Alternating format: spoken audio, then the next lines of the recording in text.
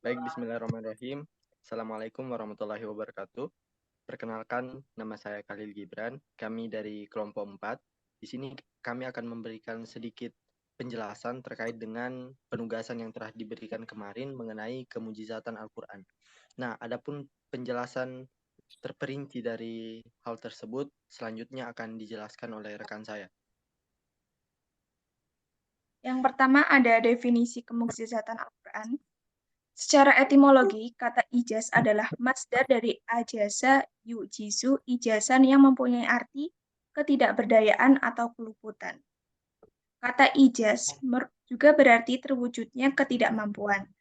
Kata al-mu'jizah merupakan derivasi dari akar kata ajaza atau ajaza yang berarti melemahkan lawan.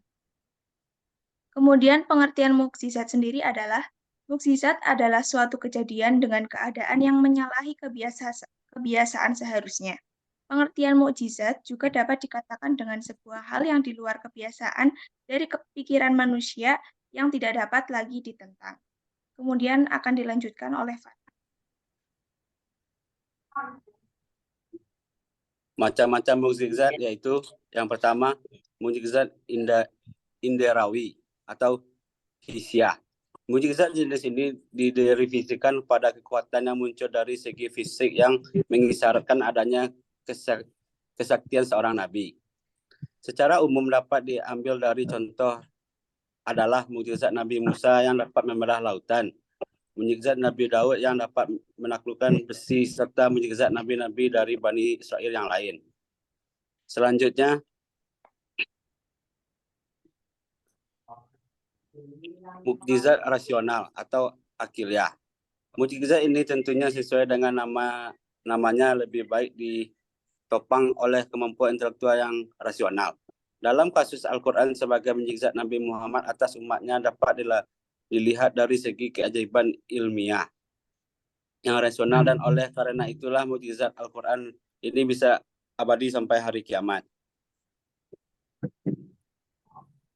Oke, untuk aspek-aspek yang pertama, aspek kemukjizatan Al-Quran dari sisi tasri atau hukum. Dalam proses menetapkan suatu hukum bahwa agama Islam memiliki kaidah hukum yang begitu sempurna, mulai dari hukum moral sampai dengan hukum ketatanegaraan, mulai yang terkecil sampai yang terbesar. Semua itu telah diatur dalam hukum Islam yang diambil dari Al-Quran. Kemujizatan Al-Quran lainnya adalah petunjuk yang sulit ditemukan dalam ilmu pengetahuan yang mana telah ada dalam Al-Quran sebelum petunjuk itu ada.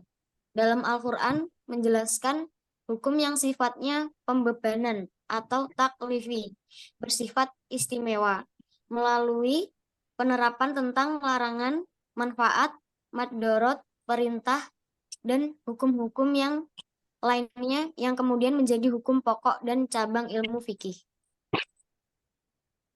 Yang kedua, aspek kemukjizatan Al-Quran dari sisi sains. Al-Quran sebagai kitab suci umat muslim mempunyai kemukjizatan yang searah dengan ilmu pengetahuan dan sains modern. Sebagai contohnya seperti ayat yang menjelaskan tentang berkurangnya oksigen, pembagian atom, gunung-gunung diibaratkan sebagai pasak, kulit sebagai panca indera, asal-usul bumi, laut dan samudra, dan ilmu astronomi yang demikian itu merupakan hasil penelitian ilmu pengetahuan atau sains modern tentang isyarat-isyarat Al-Quran yang mulia di bidang ilmu pengetahuan yang terus berkembang. Oke, yang selanjutnya adalah aspek kemujizatan Al-Quran dari sisi gaya bahasa. Dilihat dari isi kandungannya, kemujizatan Al-Quran dapat dilihat dari beberapa hal, yaitu yang pertama, Al-Quran mengungkapkan berita-berita yang bersifat gaib. Hal yang bersifat gaib yang diungkapkan dalam Al-Quran dapat dipilah menjadi dua, yaitu pertama, berita menyangkut masa lalu. Yang kedua, berita tentang peristiwa-peristiwa yang akan terjadi, baik di dunia maupun di akhirat. Oke, yang selanjutnya adalah ijazul ilmi, yakni kemujizatan ilmu pengetahuan. Al-Quran mengungkapkan isyarat-isyarat rumit terhadap ilmu pengetahuan sebelum pengetahuan itu sendiri sanggup menemukannya. Kemudian terbukti bahwa Al-Quran sama sekali tidak bertentangan dengan penemuan-penemuan baru yang didasarkan pada penelitian ilmiah.